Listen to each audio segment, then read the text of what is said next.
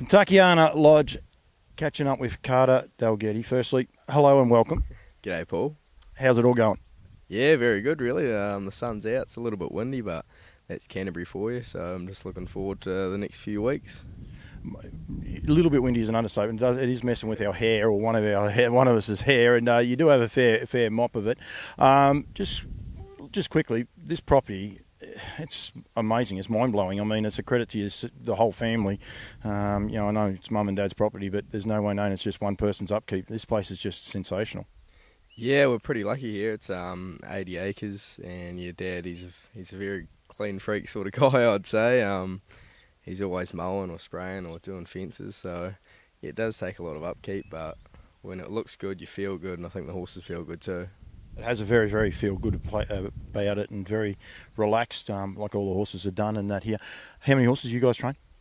Oh, at the moment, we're probably doing about 25 because we normally like to knock back during Cup week, just so we can put more time into our race ones. But when we get our yearlings back, we'll be up to just above 40. That's a good number for you. Yeah, it works good. Yep, sort of the right amount of staff. 6 or 7 people work here, so yeah, it's just the perfect amount. I apologise for the glasses, mate, but I have my eyes get a bit funny with the sun, and they're killing me. How many staff do you have? And you can't do it, build like this sort of job without staff. Yep, they're a massive part of the staff. Well, there's Dad and myself. What is there, about I think 6 of us all up. A few full timers, a couple of morning people, and yeah, about 6 I reckon, off the top of my head. Do you enjoy it? And it's a funny question because you're bored into it. Sometimes it's all you know and the likes. But do you actually enjoy the rigours of training and driving horses? Yeah, I do love the animal. I love the horse. I do like they're very problem child, horses, and when you get a one that's a bit off and then you get it to go good, it feels quite good, to feel to work out that you've actually made things happen. And yeah, I do love seeing horses come from sort of average spots to get to winning races. It's a pretty cool feeling, that. Yeah, it is, and I'm glad you enjoy it. And I mean that because your family that's all you've probably ever known. Probably since you walked outside, this is all you've known as horses. So it's good that you actually you do enjoy it and part of it. 19 years of age. It's a little bit different over here. How many winners did you say you've driven? 30? Yeah, just a touch over 30 I've had. I've only been going for just about 13 months, started last August, so yeah, it's been a pretty good sort of year, really, a bit better than what I expected, to be honest. How do you find driving against, because you guys pretty much have to drive against the seniors, there's a couple of junior drivers races, but it's nothing like what we have at home. Yeah, it's great, I reckon. You get a lot of satisfaction out of winning races full of the masters, you'd say.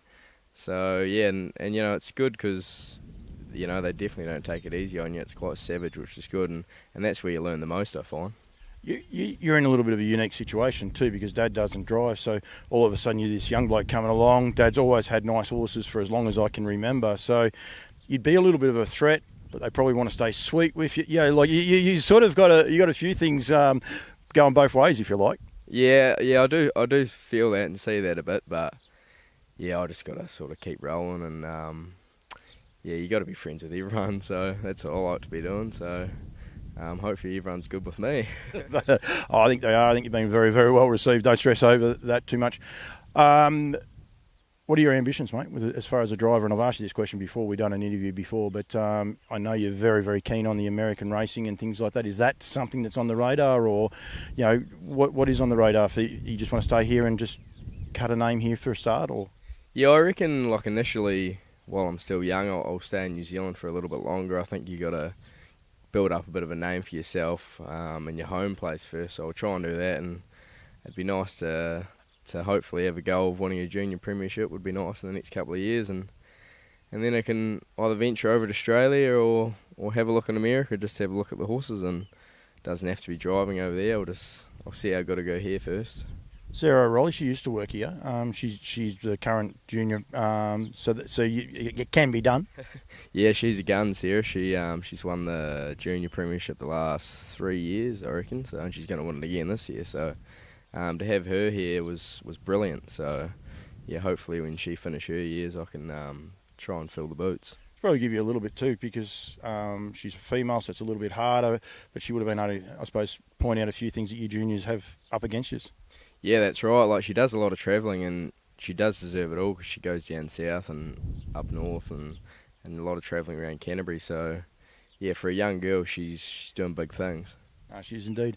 You said there about travelling to America, not necessarily driving. That's something that Dad did. That travel part you can only learn. I asked Mick Stanley, like the things he's learned and just being here with you guys. Like is that the idea behind it? Is pretty much just to learn, watch, and see how it's all done.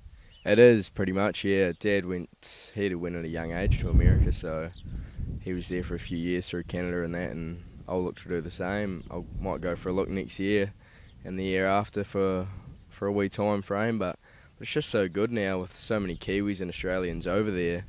It's not like you're going to a foreign place. You can go there and you sort of half by feel at home, from what I've been told. And you see the likes of Dexter, and everyone talks about Dexter at the minute, what he's been able to achieve.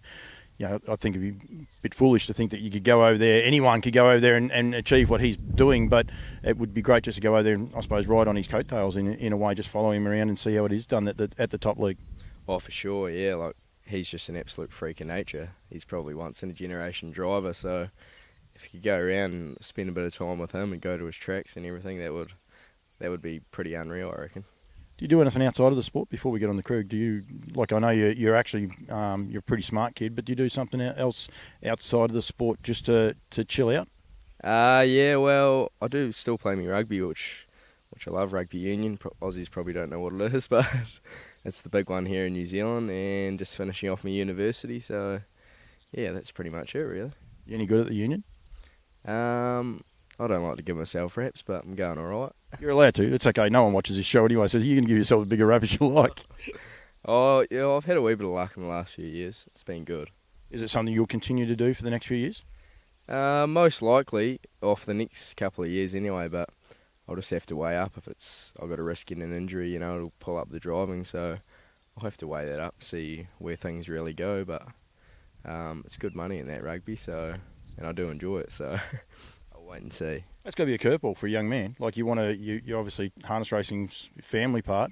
You're good at another sport, and potentially, by the sounds of it, got a chance of making a little bit of money and earning. But then I suppose at the end of the day, it's that juggle. That must be tricky. Oh, it is, yeah. Like, my uncles, they had the same, or even Dad had the same problem when he was young. He said he had to work out if he was going to make money racing horses or playing a sport, and I can sort of see where they're coming from. So, yeah, I think if I was going to give the rugby a crack, you'd have to be in the top sort of small percent. So I'd have to work that out. But yeah, it's a good time at the moment because I can still do both. Are you a chance to get to that top small percentage? Oh, I'd have to put on a bit more weight, I'd say. Get a wee bit bigger because just as I'm getting up in the grades, it's come a little bit tougher on the body. But yeah, if I gave it a real good crack, I couldn't see why not. You got to watch out for the ears too, don't you? That's the one thing. Do you wear one of those bandages around the ears? Correct, I do. I tape up the ears every game. It's a must. I don't want those bloody cauliflower ears. They look terrible. They do indeed. Right, Krug trialled yesterday. He looks magic. I've seen him just come up there before. He looks magic. Didn't step though. I asked you before we started this, can you get him away? And you're confident enough that you learnt enough yesterday, you should be able to get him away. Yeah, definitely. He actually completely bombed it yesterday, to put it simply, but I found yesterday's sort of heat at the start, it was a lot different to the last couple of starts I've had on him, and he stepped away beautifully then. Like yesterday, it was just a pretty much roll in and off you go, but it's not going to be like that on Cup Day, and they're going to make us stand up, and yeah, that's where he'll be a bit better. Do they give you some insight? Like, will the stewards tell you guys that they are going to stand? Because, like I've seen a couple of the stands over the journey that have been very odd, to say the least. Some have dead set stood for 5 minutes, and others, no one was even standing still. So are they going to give you some sort of insight as to how it will all work?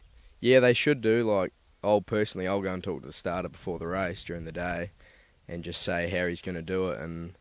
But from like the last few years, I find it's great as long as everybody's on the same mark, if they're walking or if they're standing, whatever, just as long as everyone's on the fair mark, because that's when it gets a bit messy, when it's half are hanging back and half are in front and things like that. So yeah, I'll be talking to the starter, but the stops, yeah, they're normally pretty clear with how it is. But usually, like with an NZ Cup, they will want us to stand up.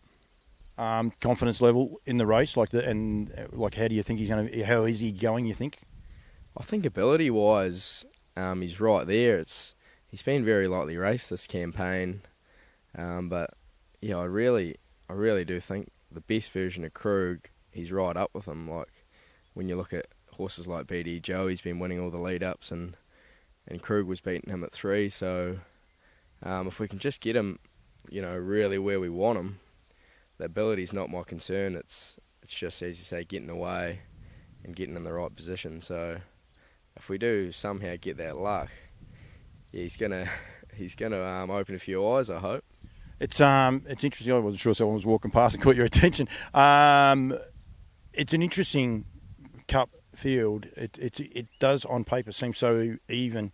You got horses like Rock and Roll Do that have come over here. You say about a horse like BD Joe, who the last 3-4 runs is just dead set taking it to another level. You know, Copy That, who's been to Australia, was super competitive over there. Despite some people, he's running the Victoria Cup, was awesome behind Rock and Roll Do. Then he goes back and he's probably beaten a lot lesser class horses, but they're standing start steps and things like that. So there's so much intrigue into it. And then you had the barrier draws come out yesterday that just were, I think, played into a lot more of the intrigue, if you like. Absolutely. I think Rock and Roll Do, or personally in my book, from what I've seen from staying here in his trial yesterday, I think he's, even with the draw, I think he's the one to beat, because he's shown in Victoria Cups and things he can do work, sit outside the man, still win, and win easy. So I think he's the one to beat, and as you say, Copy That, he's been super off back marks here. He's got a lot of fitness under him from Australia, and BD Joe's been flying, and even ones like a Cooter, the young fella coming up, he's done nothing wrong. So I think that's the beauty of this race. There's so many winning chances. There's actually, you could make a case for 9 or 10 of them. You're a pretty good form student, and you can, not just because we're doing this interview, you can say that, but there's about 9 or 10 chances. Oh, for sure, yeah. Like, it wouldn't surprise me if 9 or 10 of them, like each of them would win the race, yeah. You just hope it's Krug. Well, I'm hoping so, yeah. I hope so for you too. Just yesterday, a couple of horses I saw. Is it Watermelon Sugar? One, I didn't know that's a song. I've been asking everyone for days how that name come about, but it's actually a song. Is that right? Yeah, sure is. Harry Styles sings that one. He was actually named, he's owned in America, Watermelon Sugar, and they named him. So, yeah, it's quite a cool name, I reckon. When they said Harry Styles, I thought, that's going to be you that's named him, but someone else has actually come up with that idea. He was in a pretty hot trial yesterday, but he went okay. Yeah, he did go really nice. Blair drove him, and he was happy. He's the first ballot for the the Group 1 Sire Stakes. So if he gets a start, it would be really nice, because he's been going great races from really bad draws. Did you draw any better this week? 3 the second row. So no better? No, not really ideal, no. And then just quickly, Republican Party won. Like I say about Krug, he's just a cracker to look at. There's not a lot of him, but it's just all muscle, and he's a beautiful horse. I patted him and had a bit. He's got a cool way about him as well, hasn't he? Yeah, he's got the all-round game, really. He's quiet as a lamb for a colt. He's got a great gait. He's got high speed, and he's shown that he can stab it. So he's got a pretty bright future, I think. And like this week on Tuesday, it's probably his first go against sort of the open, step below the cup horses, and yeah, I think he's going to put on a bit of a show. He'll go okay? Yeah, he how do I say it? I think he'll do good things. That's in the junior free for all, is that right? Yeah, I think it'll be too good for them. Yeah. And that's because he's only a 3-year-old. Is that right? Am I right? Yeah, correct. Yeah, he's only 3. So, Krug won that race last year. So I'm picking they'll be the same age, but this field's a lot better. It's got a lot of the ones that missed out on the cup, so it's not going to be easy for him. But Blair's got him. I know Blair likes him a lot. He's got a lot of time for him, so yeah, it might sort of be the birth of him. Does Blair give you a lot of feedback? Like I said there before with a young junior, does he explain to you what he does with certain horses when he trials them? And because I was watching the trials yesterday, a lot of people, some horses weren't, I suppose, getting runs on purpose. Other horses were getting, letting run right through the line and right to the finish. Is he someone that, because he does drive these horses, gives you the feedback as well as to what he's doing? Yeah, massively. Blair, he's a brilliant mentor, because even if I've found if you're doing something in a race and it might be a bit off, or you should do this, he'll go out of his way and he'll take the time to tell you, which is really good. And if I've ever got questions and I want to go and talk to him before a race, after a race, he's always got time for you. So, yeah, he's a great person to learn off. It's great for me because he drives a lot for Dad as well. So, yeah, he's brilliant. Yeah, no, it is good. Mate, thank you. Thank you very much. Good luck on next week. So this will be your first Cup week of driving like on the big dance, because you wouldn't have drove last year. Did they have a junior drivers race last year or anything like that? No, nothing like that. I only just had my licence last year, and I remember thinking in a couple of years it would be nice to drive on that day. So to think I'm not only driving on the day, but in the big one, so still pinching myself a bit. But yeah, not only do I want to be in it, I want to win it. It's very different too, isn't it? Like the marquee set up inside, outside. It's got such a unique feel to it. And by the time, like you saw it yesterday, but by the time you see it next week, I think there's going to be like something like another 50 marquees going up or 60 marquees going up. It's really going to change the demographic of the place. So it must have been good getting that trial, I suppose, blow out yesterday with the marquees up. Oh, for sure. Like on the day, it's just unbelievable. Like it's one of those ones, probably like the Melbourne Cup. You just got to be there to take in the atmosphere. There's 20,000 people roaring and marquees everywhere, and it's going to be surreal. If you win, look out. Yep, it's going to be unreal. Have a few thousand of my uni mates there, so I'm sure they'll be roaring. But yeah, I just can't wait. Well done, mate. Well done, everything you do with the sport. Good luck with Krug. Good luck with your driving career, mate. And thank you very much for joining me. Nah, thank you. It's good to have you here.